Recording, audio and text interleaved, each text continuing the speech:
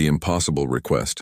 The emergency klaxons had been screaming across Station Omega-7 for 3 standard hours when Ambassador Thekval finally slithered into the Grand Assembly Chamber. His crystalline body refracted the harsh emergency lighting into prismatic patterns across the walls, a nervous habit his species exhibited under extreme stress. Around him, representatives from 47 civilizations had gathered, their collective anxiety palpable in the recycled air. Supreme Coordinator Nexa Theta stood at the center of the chamber, her 6 arms gesturing frantically at the holographic display that dominated the space. The image showed what had once been the Kepler 442 system, where 12 billion souls had lived just days ago. Only darkness remained, not the natural darkness of space, but something far more sinister, an absolute void where even background radiation ceased to exist. The Void Reapers have consumed their 3rd system this cycle, Nexa Theta announced, her usually melodious voice strained with exhaustion. Our models predict they will reach the core worlds within 40 standard rotations. A cacophony of responses erupted from the assembled beings. The Zephyrians released pheromones of terror, while the mechanical cognitus representatives calculated probability matrices aloud. Thekval remained silent, his mind racing through the archived records he had studied for the past several cycles. The Void Reapers were not invaders in any traditional sense. They were machines ancient beyond comprehension that appeared from nowhere and systematically harvested entire star systems, not for resources, not for conquest, but for some unknowable purpose that defied all attempts at communication or negotiation. They converted matter and energy into nothingness, leaving only expanding spheres of absolute void in their wake. The warrior caste of Draknari sent their entire fleet. General Cormac growled from his position near the tactical displays. His scaled hide bore the scars of 100 battles, yet even he could not hide the defeat in his eyes. 30,000 ships. The Reapers consumed them in minutes. Our weapons, our shields, our strategies. Nothing even slows them down. The Sublime Intelligence, a collective consciousness representing 12 merged species, projected its thoughts directly into the minds of all present. We have run 14.7 million combat simulations. In every scenario we lose. The Reapers adapt to any strategy within moments of contact. They are not merely advanced, they operate on principles we cannot comprehend. It was then that Thekval noticed something peculiar in the database he was reviewing. Buried deep in the records of surveyed species was an entry that had been flagged as insignificant just 50 cycles ago. A young species from a small blue world in an unremarkable spiral arm of the galaxy. They called themselves humans. Supreme Coordinator. Thekval's crystalline form chimed as he moved forward. I may have found something unusual. The chamber fell silent. In their desperation, even the most unlikely suggestion warranted attention. Speak, Ambassador, Nexa Theta commanded. Thekval projected the data onto the main display. Species designation human Homo sapiens. They achieved faster than light travel only 200 of their years ago. By all metrics, they are primitive. Their ships are slow, their weapons basic, their technology generations behind ours. You waste our time with primitives? General Cormac snarled. We need solutions, not— Wait, Thekval interrupted, something almost unheard of in the formal assembly. Look at their history. In 200 years, they've survived 17 first contact situations, 3 of them hostile. They've won every conflict not through superior technology, but through— He paused, struggling to find the right word. Unprecedented adaptability. The Sublime Intelligence processed the data instantly. Curious, their combat doctrine appears chaotic yet effective. They defeated the Skarathi raiders using improvised weapons created from mining equipment. They ended the Pelin blockade by convincing the enemy's AI systems to switch sides. These are not the actions of an advanced civilization, yet they succeed where logic suggests they should fail. They think differently, Thekval continued, his excitement causing his crystalline form to pulse with light. Every species in this chamber evolved to think in predictable patterns. The Reapers exploit this, but humans, their thought processes are chaos given form. They might be exactly what we need. The debate that followed was fierce. Many saw it as beneath the dignity of the Galactic Council to beg primitives for help. Others argued that pride meant nothing in the face of extinction. Finally, after 6 hours of arguments, a vote was called. By the narrowest of margins, a single vote, the Council approved the mission to Earth. Thekval volunteered to make the journey himself. Using the Council's fastest diplomatic courier, he reached Earth's primary orbital station in just 3 cycles. As his ship approached, he was struck by how crude human constructions appeared. Their station was all angles and exposed components, lacking the elegant curves and hidden systems of proper civilized technology. Yet there was something unsettling about its appearance, as if the chaos of its construction served some purpose he couldn't grasp. Admiral Maria Rodriguez met him in what humans called the conference room at a sparse chamber, with a simple table and chairs that seemed impossibly primitive for a species that had achieved interstellar travel. She was accompanied by 5 other humans, each representing different aspects of what they called the United Earth Defense Council. Rodriguez was not what Tekval had expected, where the military leaders of advanced species carried themselves with rigid formality. She lounged in her chair with casual confidence. Her uniform bore signs of repeated mending, and she had brought what appeared to be a caffeinated beverage to a first contact meeting. "Ambassador Tekval," she said, her lips curving in what his translation matrix identified as a smile. "I have to admit we're surprised to see you. Our long-range sensors picked up some unusual activity in the galactic core, but we figured you big boys had it handled." Tekval's form flickered with indignation at being addressed so casually, but he pressed on. Using the holographic projector he had brought, he showed them the recordings of the Void Reapers, the consumed systems, the failed attempts to stop them. He explained the Council's desperation, their vote, their hope that humanity might offer some solution their advanced minds had missed. The humans watched in silence. When the presentation ended, Rodriguez turned to her companions. They engaged in rapid discussion, using terms Tekval's translator struggled with: asymmetric warfare, thinking outside the box, Hail Mary play. Finally, Rodriguez turned back to him. "Let me get this straight. You've got ancient murder machines eating stars. Your super-advanced fleets can't scratch them, and you're coming to us, the species you classified as barely sapient in your first survey, for help?" Tekval's form dimmed with embarrassment. "The classification was as premature. We now recognize," Rodriguez laughed, a sharp bark of sound that made Tekval flinch. "Oh, we're not offended, Ambassador. We're intrigued. You see, we humans have a saying. It's not the size of the dog in the fight. It's the size of the fight in the dog." The translator failed completely on that phrase, but Tekval understood the sentiment from her tone. "You'll help us?" he asked, hardly daring to hope. Rodriguez stood, and her casual demeanor shifted to something harder, more focused. "Ambassador, we've been fighting impossible odds since we first came down from the trees. Giant predators, ice ages, plagues, world wars, climate disasters, and we're still here. We're very, very good at surviving things that should kill us." She turned to one of her companions, a younger man with augmented eyes who had been furiously working on a tablet throughout the meeting. "Marcus, what do you think?" The man looked up, his augmented eyes whirring as they focused. "I've been running the data through our tactical networks. The Reapers are using a form of pattern recognition to predict and counter attacks. Every species in the Council thinks in logical, predictable ways. But he grinned, "we're gloriously insane by galactic standards. How long do we have?" Rodriguez asked Tekval. 37 standard rotations before they reach the core worlds." Rodriguez nodded. "That's about 40 Earth days. Not much time, but we've done more with less." She activated her communication device. "This is Admiral Rodriguez to all Earth defense stations. Initiate Protocol 7. I repeat, Protocol 7, we're going to war with space itself, people. Time to show the galaxy what humans are made of." Alarms began sounding throughout the station, but unlike the panic of the Council's klaxons, these had an eager quality to them. Through the viewports, Tekval could see lights activating across Earth's orbital shipyards. Vessels of all sizes began moving with purpose. "Ambassador," Rodriguez said, turning back to him, "you're going to want to tell your Council to give us room to work. Our methods are going to seem insane, illogical, and completely contrary to everything you know about warfare. But I promise you this. We'll give those Reapers something they've never encountered before: human stubbornness." As Tekval watched the humans mobilize, he noticed something that no other species had demonstrated in the face of the Reaper threat. They were excited.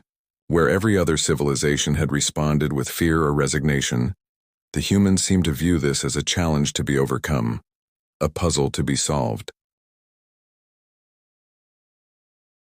One more thing, Rodriguez added as Tekval prepared to return to his ship.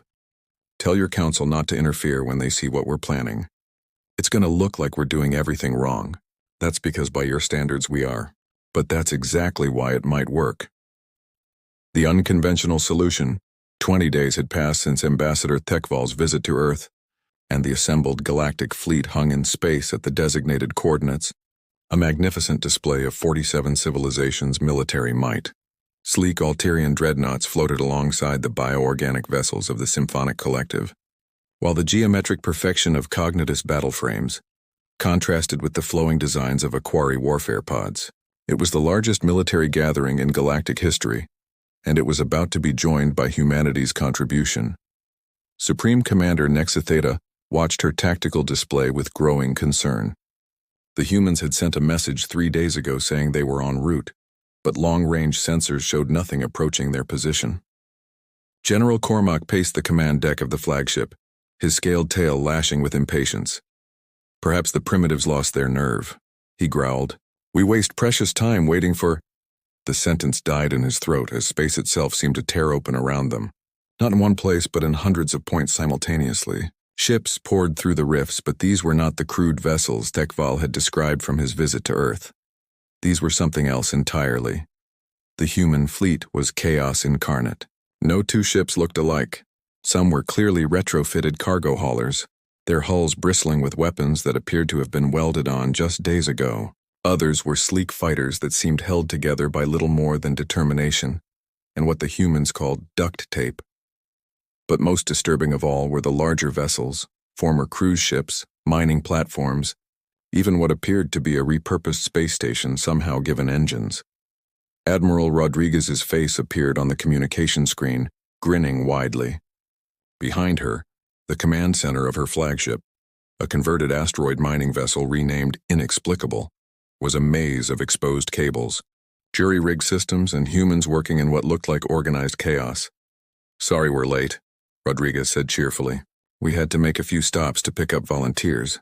"Volunteers?" Nexitheta asked, her 6 eyes blinking in sequence. "These are not your military vessels?" "Oh, we brought those too," Rodriguez replied. But when word got out about the Reapers, well, every human with a ship and a death wish wanted in. "We've got merchant marines, asteroid miners, racing pilots, even a few reformed pirates. Figured we could use all the crazy we could get." The sublime intelligence interjected through the neural link.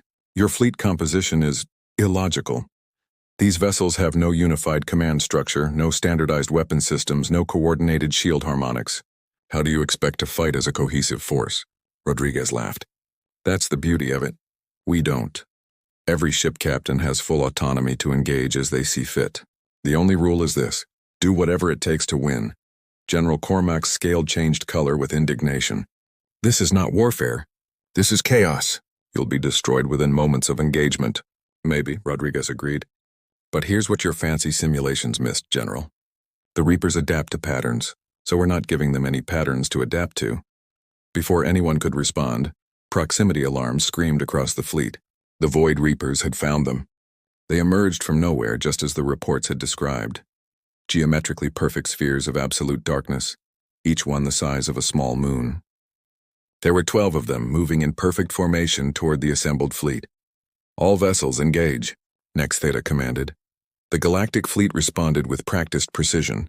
Thousands of energy beams, projectile weapons, and exotic matter bombs converged on the Reapers.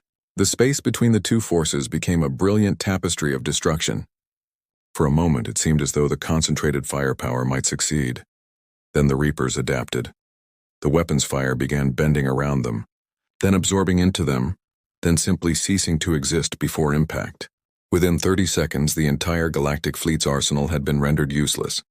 The Reapers continued their advance, unchanged, unstoppable. "All human vessels," Rodriguez's voice cut through the chaos on an open channel. "Remember your training. If it's stupid but it works, it ain't stupid. Let's give them hell, people." What happened next defied every principle of organized warfare the galaxy had ever known.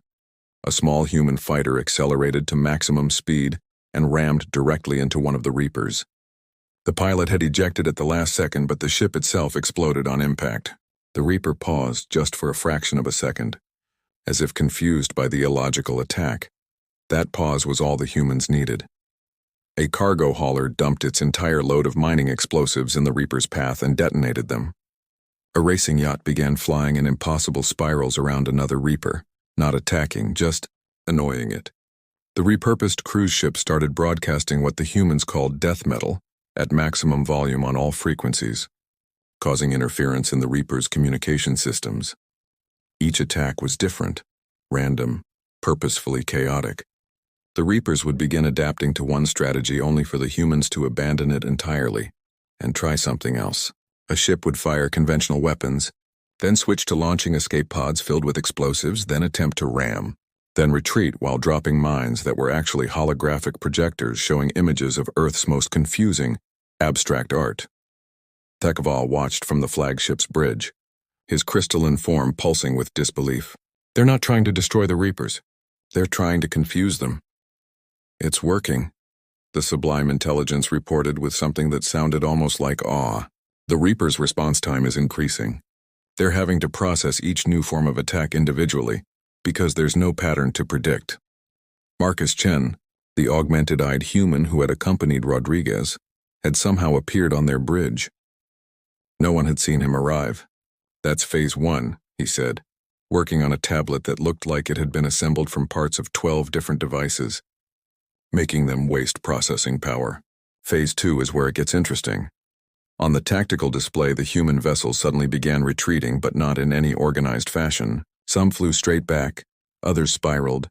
Some actually flew toward the Reapers before veering away at the last second. The Reapers pursued, but their perfect formation had been disrupted. They were no longer moving as a unified force. Now, Rodriguez commanded, every human vessel simultaneously activated what they had called the surprise. Transmissions flooded from the human ships, but these were not weapons or communications. They were viruses. Not biological, but digital. Millions upon millions of different computer viruses, malware, trojans, and logic bombs that humans had apparently been perfecting since their early information age. The Galactic Council had always considered digital warfare primitive, something civilizations abandoned once they achieved proper quantum encryption, but the humans had raised it to an art form. Each virus was different, designed not to destroy but to confuse, to create logical paradoxes, to force the Reaper's systems to waste processing power trying to understand code that followed no logical rules. That's impossible, General Cormac breathed. The Reapers are too advanced to be affected by simple malware. Marcus Chen looked up from his tablet, grinning. That's what you think. But see, advanced systems still have to process information, and we're not sending them advanced viruses. We're sending them everything from a code I wrote when I was 5 that makes fart sounds, to a program that tries to calculate pi using intentionally wrong math, to about 17 million variations of what we call a Rickroll. The effect was immediate and bizarre. The Reapers began to slow, their movements becoming erratic. One actually started spinning in place.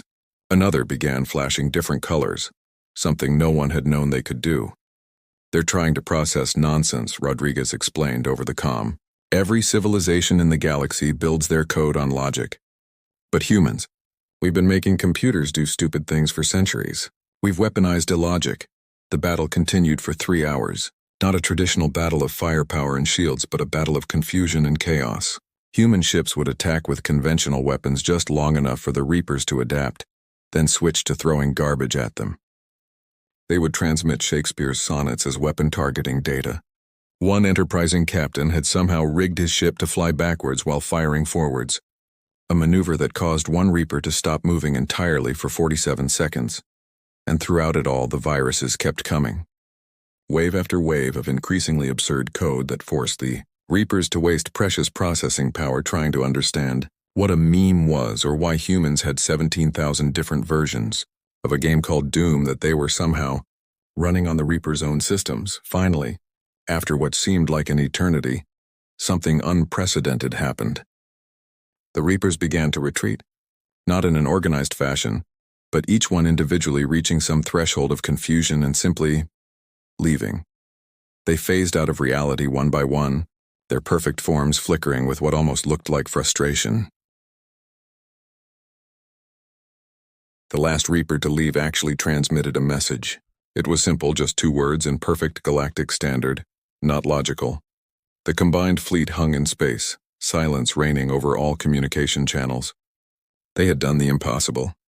They had driven off the Void Reapers, and they had done it not with superior firepower or technology, but with pure, undiluted human chaos.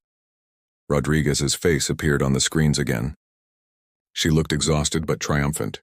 So about that barely sapient classification. The laughter that followed came from every species in the fleet. Even General Cormac's scales shifted to the color of amusement.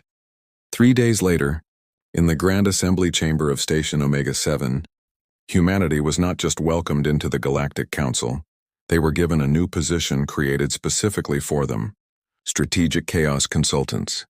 As Ambassador Thekval watched Admiral Rodriguez accept humanity's new role, he couldn't help but pulse with satisfied light. The galaxy had learned an important lesson. Sometimes the most primitive solution was the most effective one. And sometimes when facing the impossible, what you needed wasn't superior technology or firepower. Sometimes, what you needed was a species crazy enough to weaponize confusion itself. Rodriguez caught his gaze and winked, raising her cup of coffee in a mock salute. "Welcome to the human way of doing things, Ambassador. It's going to be one hell of a ride." The Void Reapers were never seen again in that sector of the galaxy. Some said they had retreated to recalculate their approach to a universe that no longer made sense. Others believed they had simply decided that any galaxy containing humans was too troublesome to harvest. But the humans had a different theory, one that Marcus Chen shared with Thekval over drinks one night. "I think we broke them," he said with a grin. "Literally broke their minds. Somewhere out there are 12 ancient machines having the equivalent of a nervous breakdown, trying to understand why anyone would create a virus that does nothing but put googly eyes on every display screen. And so humanity took its place among the stars, not as conquerors or superior beings, but as the universe's reminder that sometimes the best answer to an impossible problem was to throw logic out the airlock and embrace the chaos. Because if there was one thing humans knew how to do, it was surviving against impossible odds by being impossibly stubborn, impossibly creative, and impossibly unwilling to accept that anything was truly impossible.